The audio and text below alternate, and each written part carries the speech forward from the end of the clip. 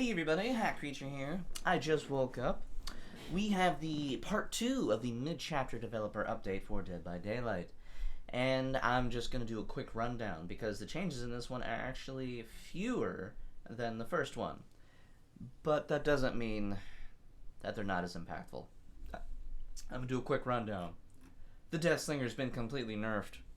He now has a 32-meter terror radius. And their reasoning for having a 32-meter terror radius is that he does not have a lullaby. Get that, ladies and gentlemen. Get that. Did you know that the Huntress only has a 24-meter terror radius because she has a lullaby? Did you know that about the Trickster? Yeah. But they're still slower. They're still slower. So now you can hear the Deathslinger, and only the Deathslinger, coming sooner rather than later. And he's still slower. And he can't shoot as far as the other long-range killers can. Great job, Behavior. They also nerfed him, which is actually kind of confusing. So it takes longer to shoot because you have to completely aim at the survivor. No longer can we do 360 no-scopes and shoot nothing. There is a delay after canceling your shot. You move slower when aiming your gun. But they contradict themselves when they say we felt it was only fair to increase his movement speed while aiming. And because it's Behavior, they found a way to decrease his movement speed and increase his movement speed in the same action. Impressive. Next up, we got some all-around buffs for the Plague. She can infect things for longer. Cleansing takes longer. She has less of a speed cooldown after using her ability. And she got a crappy add-on that no one cares about. And she got a actually add-on that's actually pretty cool. We got some perk changes that really don't amount to much. No Mither is the heavy hitter. Grunts of Pain reduced up to 75% instead of 100 because why? But the flip side, because there's always a flip side with these people, you can recover it faster in the dying state up to 25%. And I think that's great. I think that's great. They could have left this part out and just left in the faster recovery speed. That would have been great. But Behavior doesn't care about you. Let's see. Mindbreaker is now being renamed to Fearmonger. It also includes blindness. I believe blindness is actually being buffed in this upcoming mid-chapter because they talked about Third Seal and they were changing how blindness works, so this may or may not be powerful. Let's see. Any means necessary. Now you can see drop pallets. Let's see. Saw more people start to use a perk that barely has any value. And then you got happy about it. Good job. Oh, they're using our useless perk. Amazing. Any means necessary is interesting. That's the one that lets you lift up pallets that were dropped. But it's not often that you get the opportunity to do that, so it's a wasted perk slot. Now they're encouraging people to use it more. Built to last. I don't like this. Which is weird because I actually like this perk. Now I don't. I think it's too powerful. You can refill up to 99% of your charges instead of 50. You can do this as many times as you want. But you have to hide in a locker for 12 seconds. And every time you do it, the number of charges are reduced by 33%. So the more you use it, the worse the perk gets. The perk was fine, Behavior. The perk was fine. It was fine. Infinite flashlights. Infinite Sabo squads. You can use Repressed Alliance sooner rather than later. Windows of Opportunity has no cooldown. It took them this long. Hatch keys. The hatch will only spawn when there's one survivor left. Period. No exceptions. Using a key, you have to use it for a few seconds in order to use it. And that's it. Boon Totems. Whenever you use, survivors can bless a dull totem and turn it into a boon totem for survivors. Killers can deactivate the boon totem, but not destroy the totem. They can turn it back into a dull totem. Now you may think this is great, but nowhere does it say that the survivor can't re-bless a totem, and that worries me.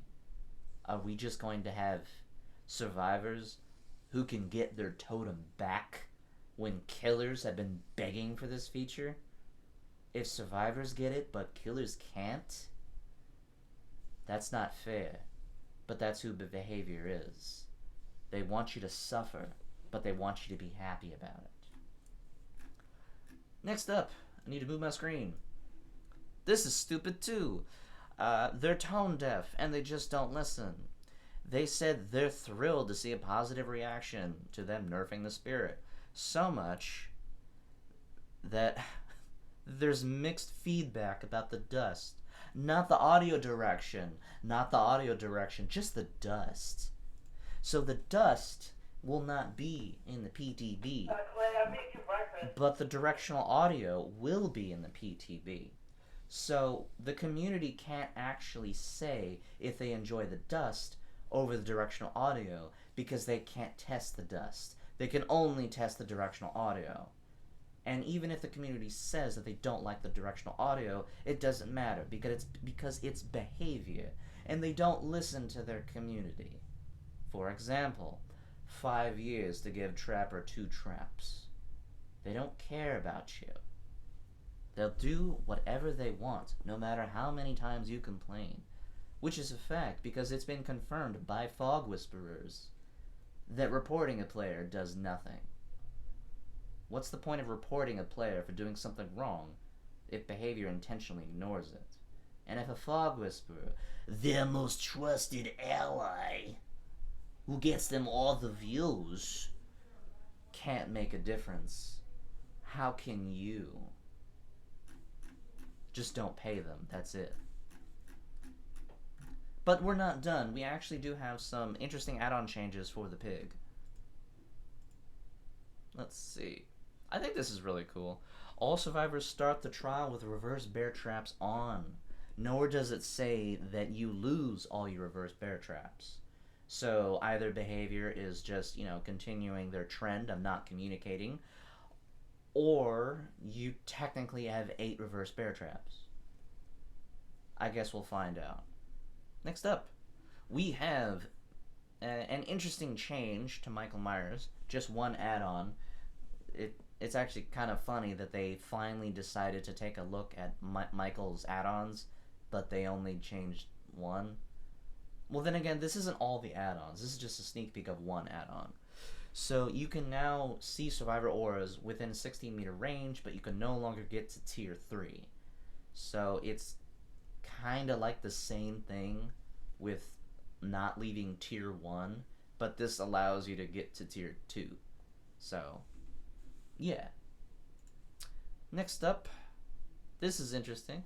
Whenever you fail a skill check on a Jigsaw Box, you get inflicted with deep wounds, which I think is great, especially with Jigsaw Boxes, because it forces you to stop doing the box. You have to get off the box and get rid of your deep wounds before you can get back on it. And I think that's amazing. It's only whenever they're injured, though, and skill checks on the Jigsaw Boxes aren't necessarily hard. So whether this will be useful or not, we'll just have to find out. But unlike most add-ons, because it inflicts deep wounds, you'll actually finally be able to see how often it works yourself. You don't have to rely on the survivors maybe or may not complaining about it. You can actually see its effects in action. That's great. We all want that. But we don't get it too often. And that's it, guys. Deathslinger got nerfed. I'm really sad about it. Mostly because I was actually considering about maining Deathslinger. I have a video up right now of me facing my first sweaty squad with MMR. after getting back on Dead by Daylight, it was my first incredibly difficult match since coming back to Killer. So if you're interested in seeing how well I do against those types of survivors, please go ahead and watch that. It's out right now. I had a great time, but I don't think I'll have a great time anymore with these changes, especially with the stupid decision to increase his terror radius to 32. Not having a lullaby does not justify that at all, because he's slow. He already has a hard time causing pressure, but now they just increased it. But I'd like to know your thoughts. How do you feel about these changes? Are you a survivor main who just wants to see killers suffer? Are you a killer main who just wants to see killer be decent? Do you play both sides and you're worried about all of them? Do you enjoy all of them? That's kind of where I'm at. I play both sides. There's some good ones and some bad ones. And that's it, really. I think BHVR is an awful company, and they don't treat their players with respect. I'm waiting for VHS. I'm going to be playing that when that comes out. Hopefully I get accepted into the beta. I'll be playing that. I'm still going over news for that game. I have a prediction for what monsters are coming into that game. And I'll be bringing all my sadistic joy into the monster whenever that comes out. And I'll be bringing all my scary comedics to the teenagers when it comes out. So if you're interested, stick around. But regardless, I hope you, as always, have a great day.